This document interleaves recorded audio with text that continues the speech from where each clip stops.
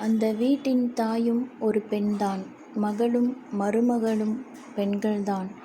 இவர்கள் வயதுகளில் முன்பின்னாக இருந்தனர். ஆனால் வாழ்க்கை தந்த அனுபவமும் கற்ற கல்வியறிவும் வாழ்வின் அறமும் மறக்கலாமா?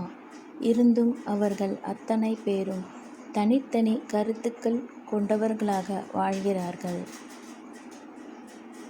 அப்படியென்றால் ஒரு பெண்ணின் மனது இன்னொரு பெண்ணுக்கு நன்கு புரியும் என்ற கூற்று பொய்த்துப் போனதா? உங்கள் கருத்துக்களில் ஒற்றுமை இல்லையென்றால் எப்படி ஆண் என்ற உறவு நிலையையும் குடும்பம் என்ற நிறுவனத்தையும் பாதுகாப்பீர்கள்?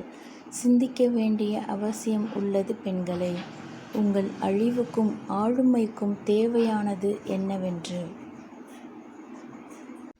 வாசிப்பதற்கு உங்கள் அலைபேசியை செவ்வக வடிவில் திருப்பி படிக்கவும். Please rotate your phone.